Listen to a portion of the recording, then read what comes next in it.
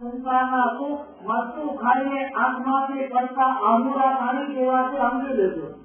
ઓલો ખાતો જાય છે, આંખું પાકતો જાય છે અને એક સમય એવો આવ્યો કે હવે ખવાતું નથી, રેવાતું નથી, સેવાતું નથી અને એની પત્ની એવો પ્રેમથી આગ્રહ કરે છે, વાત ના પૂછો, એવી કે આખું ઓળખે ના, ઓળખે નથી ભાવતું ના ભાવે છે. બનાવી રસોઈ આવી રસોઈ તો આજ સુધી ખાતી નથી, બહુ આનંદ આવે છે ખાતા ખાતા. તો આનંદ આવે છે તો બોલે વધારે ના, પણ હવે વધારે આનંદ જીવી શકું એવી મારી ક્ષમતા નથી. વધારે આનંદ જીવી શકું, વસ્તુ જીવી શકું એવી ક્ષમતા નથી, એમ તો કહી ના શકે. વધારે આનંદ જીવી શકું એવી મારી ક્ષમતા નથી. બધી પત્ની અંદર આપણા જેવા દુઃખી બીજા કોઈ નથી. અને ધન મુકામી કે અહંકાર એ છે કે આપણી જાતને આપણે સૌથી વધારે દુઃખી માનવાની ભ્રમણામાં આપણે વાંચીએ. પરંતુ આત્માને આપણે પૂછી લઈએ કે આપણે દુઃખી છીએ કે આપણે સુખી છીએ. બોલો તો. અને દુઃખી પણ આપણી જાતનો આપણને લાગતી હોય તો એ માત્ર બહારના દુઃખોથી આપણને દુઃખી લાગે છે કે અંદરના દોષોથી આપણને દુઃખી લાગે.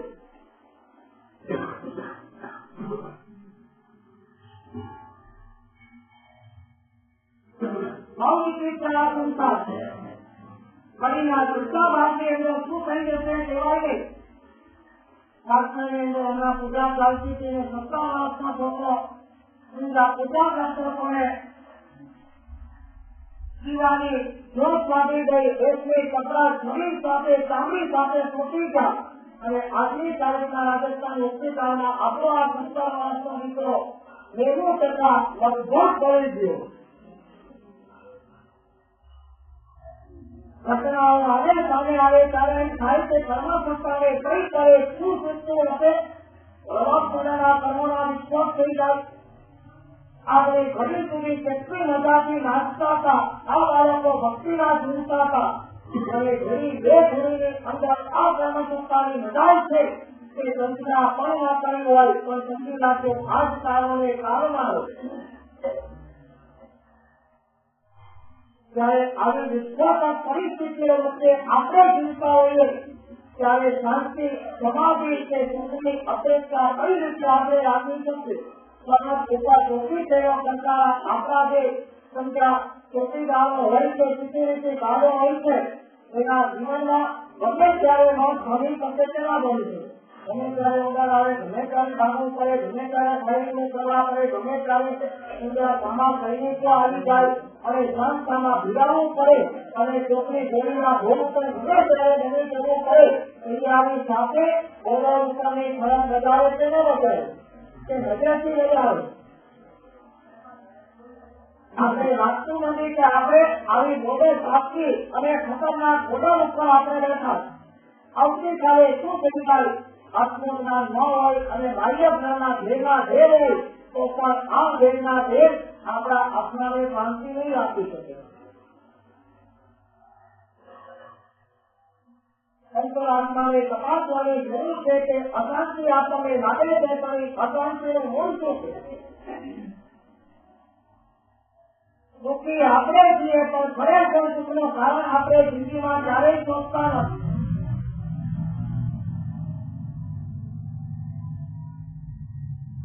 એક બેન હતા, બહુ દુઃખી હતા. મારા સાહેબ બહુ દુઃખી છું. તેનું દુઃખ છે લગ્નને 7 વર્ષ થયા તો એની કોઈ સંતાન થયું નથી, એનું દુઃખ છે. 2 વર્ષ પછી પાછા મળ્યા, મારા સાહેબ 9 વર્ષ થયા, આપણે 2 વર્ષ પહેલા મળી હતી, એનું દુઃખ છે. એના કરતા વધારે અત્યારે દુઃખી છું. મેં કીધું વધારે દુઃખના સંખ્યા ગુણાકાર થવાનું કોઈ કારણ મને કે મારા સાહેબ 7 વર્ષથી લગ્ન થયા હતા અને સંતાન નહોતું થયું. બહુ દુઃખી અંદરથી ભરી જતી હતી. પણ મારી દેરાણી એના લગ્ન થયા અને સરસ સમયની અંદર 2 વર્ષમાં એને સંતાન થઈ ગયું અને મારા પુત્રની અંદર ગુણાકાર નહીં પણ ભરપૂર થઈ ગયો. સમજાય છે કે નહીં?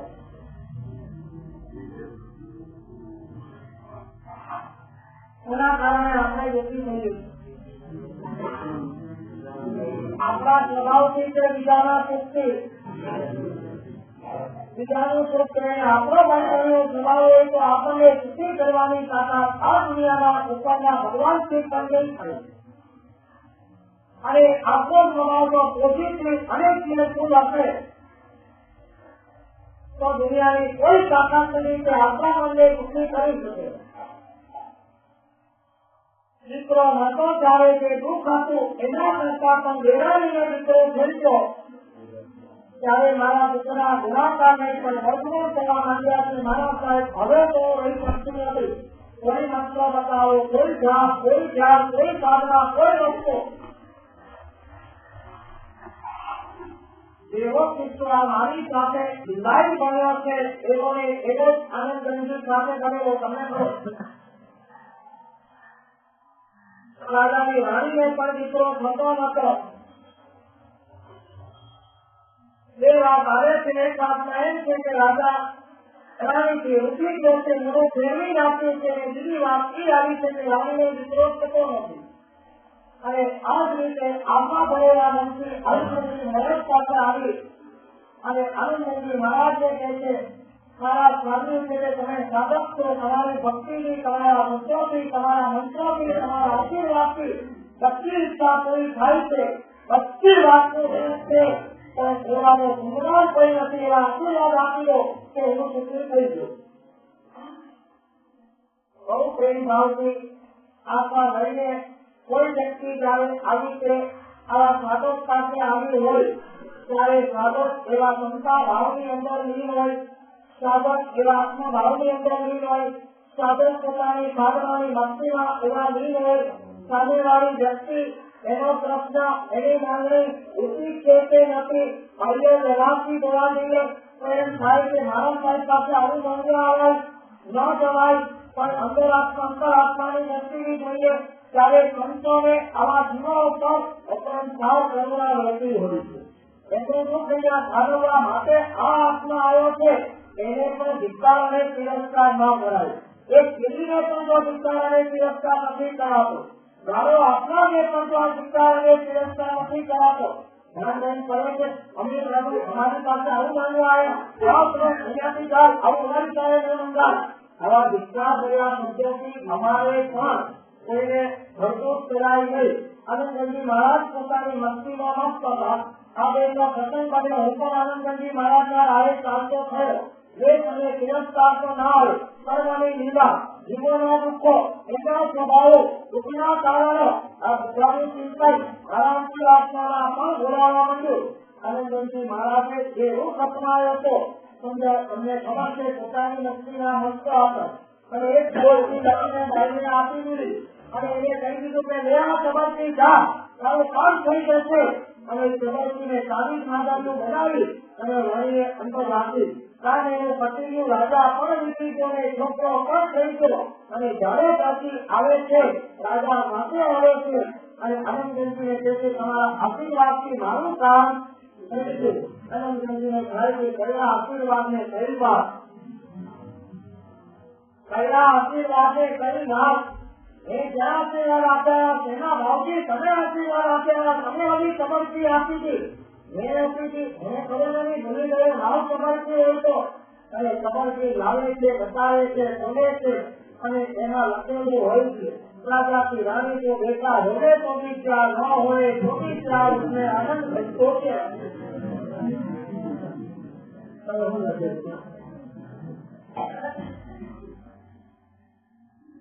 राजा रानी पे विजय को भी क्या, रे विजय को भी क्या, विजय न विजय को भी आनंद घर को क्या.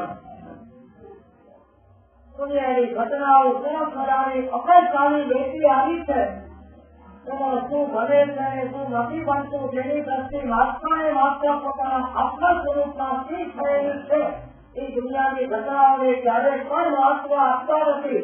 અને દુનિયાની ઘટનાને મહત્વ અપાય ત્યારે સમજી રાખવાનું કે આત્મજ્ઞાન દ્વારા આત્મ સ્વરૂપની પ્રાપ્તિનું આપણું કોઈ લક્ષ્ય હજી આપણે મંડાયું નથી.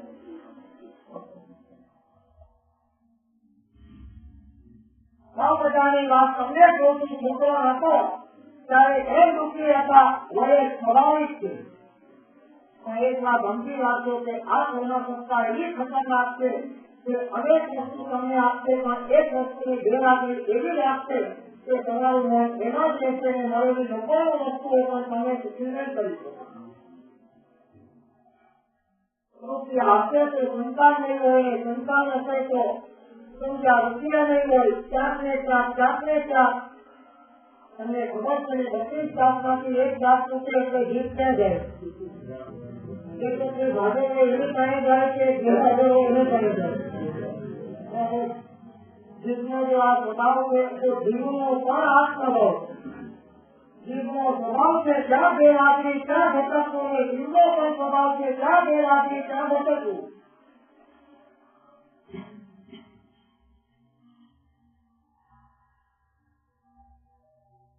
રોજ આપણે ભૂલીએ છીએ accept everyone for and live each day knowing that God has made it better.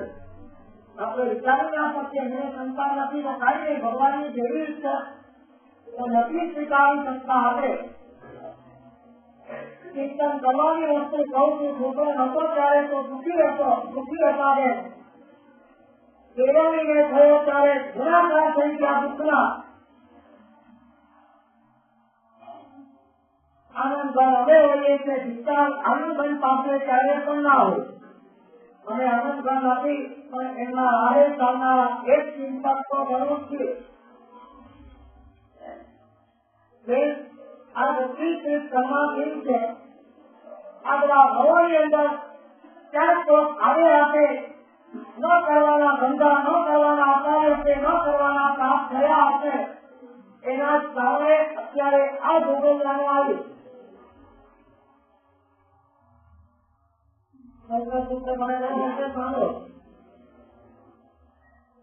છોકરાનો માનવી વિરોધ કર્યો હોય, પંખીઓને ઈંડાથી જુદા કર્યા હોય, પંખીઓને ઉડાવી નાખ્યા હોય, ઉંદરોના દિલ પૂર્યા હોય, કૂતરાના દિલ પૂર્યા હોય, બાપના રોગ પૂર્યા હોય અને આગળ વધ્યું કે ગર્ભપાતો કરાવ્યા હોય તો બીજા ભાવના સંતાન સુખથી વંચિત રહી જાય આત્મા અને આખી જિંદગી છૂટતો રહે. અમારા ગુરુ મહારાજે આ પ્રકાશમાંથી એક ચક્ર કાઢીને અમને કીધેલું એકવાર કે આજે બધાનો બહુ ખરાબ આવ્યો.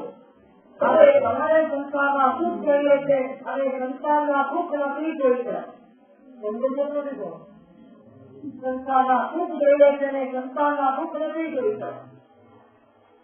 અને ગમે તેના સાધનો છે, ગમે તેની પ્રવૃત્તિઓ દ્વારા તમે એના નિકાલ કરવાના પ્રવૃત્ત છો. ભલા ઘરોમાં જન્માત્માના ઘરોમાં પણ આ કાળ બહુ ઠંડે પડે છે. શાંતિથી સેવાતું હોય. અમારી પાસે આવતી આલોચના ઉપરથી અમે નજરઅંદાજ કરીએ કે આપણો સમાજ ભૌતિક સેવાતો સમાજ પણ આજે ત્યાં જઈ રહ્યો નહીં છૂટે.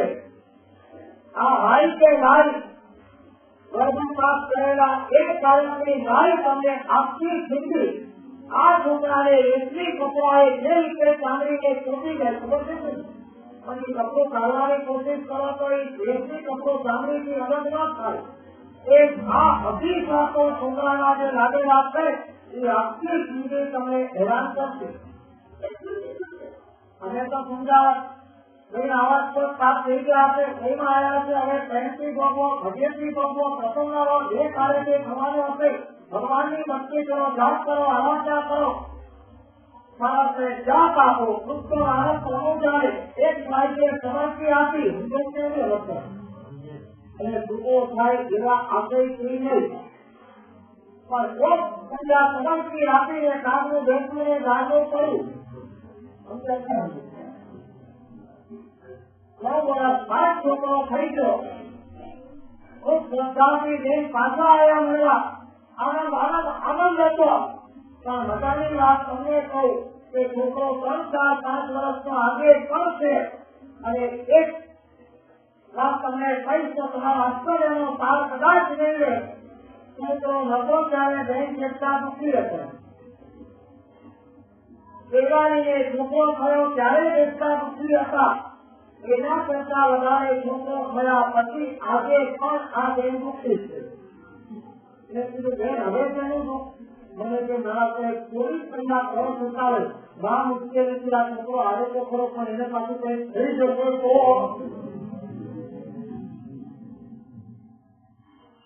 અને નાના વધીને તો ના જ ઓછી શકે આપણું કામ નહીં થાય 24 કલાક આ ચિંતા સુતાવે સ્કૂલ ના જાય કોઈ 28 કલાક પહેલા રાહ જોઈને બેઠી હોય કદાચ નક્કી ના કહું કે અમારા પ્રભાવથી જો આ છોકરો મળ્યો હોય તો અમને આપી દો મને કે હોય મારા તો આ એટલું એક છે ક્યાં એક્સિડન્ટ થયો ક્યાં રોગ થયો ક્યાં કોઈ થયો ક્યાં આ 24 કલાક ભયભીત આજે એ છે આ ભય શેનો છે એક વાત સમજી રાખજો કે આપણા જીવનમાં વાસ્તવિકતાના ઘરના ભય કરતા કાલ્પનિક ભય વધારો કરો અને માણસ દુઃખી છે વાસ્તવિકતાના ભયના કારણે નહીં પણ પોતે ઉભા કરેલા કલ્પનાના ભયના ભયના કારણે માણસ સૌથી વધારે દુઃખી ઓલી રમૂજ વાત આવે છે ને કાનમાં માફી છૂટી ગઈ અને ઓલા કાગળને થઈ ગયું કે અંદર ઘૂસી ગઈ અંદર ને અંદર આ માંગણી રાખીને જાય લોકોના વાત થઈ ડોક્ટર પાસે ગઈ ડોક્ટરને કહ્યું બચારાનું ભલું કરો ઓપરેશન નક્કી કર્યું થિયેટર પર બેસાડ્યું અંદર તો કઈ હતી નહીં માફી જાય તો પાછી નીકળી જાય એક ભય એક શંકા એક ભય કે અંદર ઘૂસી ગયું હવે આ તમને કોઈ કારણ પોતે વાસ્તવિકતા તો કરતા જાય છે પણ કલ્પના એનો શબ્દો જણાવીને રોકી જાય કરુણાનું ડોક્ટરે ઓપરેશન થિયેટર પર બેસાડીને ભરેલી નાખી એની બાજુમાં રાખીને ઓપરેશન કરીને કાઢીને બતાવી તો અંદર ઘૂસી ગઈ છે અહીં સુધી નાખી કાઢી નીકળી ગઈ છે હવે ચિંતા કરતો નહીં આમ કરીને ખોટો નહીં અને પાગલપણું પ્રગટ કરતો નહીં છોકરો ખુદ સુધાર થઈ ગયો નાખી નીકળી ગઈ શું કરતો નીકળ્યો પણ નીકળ્યા પછી આંગળી તો આમ જ હતી લોકો પૂછે કે ભાઈ નાખી તો નીકળી ગઈ ઓપરેશન કરી તો હવે તો ઘૂસી ન જાય એના માટે હવે બીજી ઘૂસે એક દુઃખને દૂર કરવાના પ્રયાસ આપણે જોઈએ એની સામે ઘાસ દુઃખ આપણા માટે ઇંતજાર કરીને ઉભેલા જ છે આનંદજી મહારાજ આજ વાત કરે છે કે બહારની ઘડી તો બહારને સમયે કદાચ બચાવશે પણ આ ઘડીનું મારે શું કામ એ ઘડિયાળી રહેવા દે એ ઘંટા મારવાના બંધ કર મારે તો એક એવી ખરાબ વાત પ્રગટ કરવી છે કે જેના કારણે આત્મ સ્વરૂપનું સરસ મજાનું દર્શન મને થાય મને બીજું કાંઈ કરતા કાંઈ જોઈએ નહીં કોઈ દિવસ હું આત્મા છું એવો વિચાર આવે છે આ શરીર આત્માથી ભિન્ન છે એવો વિચાર આવે છે આ શરીર સાથે મારે કોઈ લેવા દેવા નથી એવો વિચાર આવે છે આ શરીર સારું છે ગોરું છે રૂપાળું છે સદરૂપું છે જાણું છે કચરું છે લાંબુ છે ટૂંકું છે ઉત્કૃષ્ટ છે નિરોગી છે આ બધા પર્યાયોની પાછળ આપણે સુખી અને દુઃખી થઈ જતા હોઈએ પણ આમાંનો એક પણ પર્યાય હકીકતની અંદર મારો છે મારો પર્યાય છે જ નહીં મારો પર્યાય છે જ્ઞાન દર્શન અને ચારિત્ર આના સિવાય મારો કોઈ પર્યાય નથી આવો કોઈ વિચાર આવે છે બહુ વિચારો મને આવે છે ખૂબ વિચારો આવે છે અને આપણી મૂર્ખાની ઉપર રોગો પણ આવે સારો એવો છોકરો કંઈક વાત કરતો તો શાળામાંથી જરા વખતે વાત કરીને આપણે બોલ્યું એના ઉપરથી મને વિચાર આવ્યો કે ક્યાંય આપણને ગમતી નથી બધે જ લોખાઈ આપણને જોઈએ આ શરીર ઉપરનો ડાઘ પણ ગમતો નથી એને પણ રોજ સવારે ઘસી ઘસીને આપણે સાફ કરીએ બાથરૂમમાં જાઓ એટલે સંસારની શરીરની અનિત્યતા આપણે ભૂલી જઈએ અને શરીરને સર્વસ્વ માનીને ભગવાનમાં મળી ગમે એટલે સારું છે કોઈ ઘણું કરવાના પ્રયત્નોમાં શરીરને સાફ કરવાનો આપણો પ્રયત્ન કપડામાં એક ડાઘ ન રહી જાય એને પણ સાફ કરવાનો આપણો પ્રયત્ન ઘરમાં એક છૂટું પણ આવે એને સાફ કરવાના આપણા પ્રયત્ન વાસણો પણ માંજવાના પ્રયત્ન, દિવાળીમાં આખું ઘર ચોખ્ખું કરવાના આપણા પ્રયત્ન, આગળ વધીને દૂધ પણ સાફ કરવાના, સાફ રાખવાના આપણા પ્રયત્ન. દૂધ પણ ગમે તેવું નથી ભાઈ, દૂધને પણ સાફ કરો, ગમે સાફ કરો, કપડાને સાફ કરો, શરીરને સાફ કરો, આ આજુબાજુના જે ફર્નિચરો છે એને પણ સાફ કરો, ઘરને પણ સાફ કરો, બધું સાફ કરો. સિવાય કે આપણું મનને સાફ કરવાનો, મનને ચોખ્ખું કરવાનો, મનને શુદ્ધ કરવાનો કોઈ વિચાર છે, કોઈ પ્રયત્ન સુધી આપણને આવી નહીં. એક આ ગંભીર રાખજો છે, મન જ્યાં સુધી ગંદુ બોલવું છે ત્યાં સુધી બહારની ગમે તેટલી ચોખ્ખાઈ છે એ ચોખ્ખાઈ આપણને કોઈ આનંદ કે કોઈ પવિત્રતા, કોઈ સત્વ કે કોઈ શુદ્ધિ ઉભી કરી આપશે નહીં. એક ભાઈ મારા જીવનમાં આવ્યા હતા, એમને જુગારનું કેન્સર થઈ ગયું હતું. અપટુ ડેટ કરોડોપતિ, જિંદગીમાં એક લાખ શરીર પર ના પડે કે એક લાખ કપડા પર ના પડે એની ખેતર આપનારા હતા. અને કર્મ સંસ્થાએ પ્રતિકૂળ થઈ અને જુગારનું કેન્સર એવું આપ્યું જે ઘણાને માત્રામાં હોય છે. 24 કલાક કેન્સર સાથે રાખવું પડે. આ ભાઈને 24 અવર ત્યારે સંદાસ થઈ જાય કહેવાય નહીં. 24 કલાક એમને સંદાસ માટેનું જે પેકેટ હશે જેવી એને 24 કલાક સાથે રાખવું પડે એવી પરિસ્થિતિમાં આવી જાય. હવે હું કહું કે આવી પરિસ્થિતિ હોય, ગમે ત્યારે પેશાબ થાય આગળથી, ગમે ત્યારે સંદાસ થાય પાછળથી, આવા ભાઈને આપણે જોઈએ અને એને 10,000ની હીરાનો ખેત બાંધેલો હોય કે 25,000નો અપટુડેટ સૂટ પહેરેલો હોય કે 25,000ની સોનાની ચેન પહેરેલી હોય, પણ સાથે પોતાના હાથમાં સંદાસની થેલી લઈને ફર કરવાનું હોય તો એમાં એને આનંદ કેટલો અને એમાં એનું સેટઅપ કર્યું. હું તમને કહું છું કે મનને ચોખ્ખું કર્યા વગર બંધુને દોરું જ રાખવાનું, દુનિયા ઘરના બંધવા અંદર ભરવાના અને બહારની તમામ સામગ્રીઓને શુદ્ધ કરવાના પ્રયત્ન કરવાના. આમાં આપણને દાખલ લાગે છે કે બાળપણ છે. એક ઘડિયાળ આપણે એવી જોઈએ છે કે જે આત્મજ્ઞાન સબક કરીને આત્મસ્વરૂપને આપણે સબક કરવામાં આપણને સહાયક બને. એ ઘડિયાળ ક્યાં છે, કેવી છે, કેવી રીતે મળે.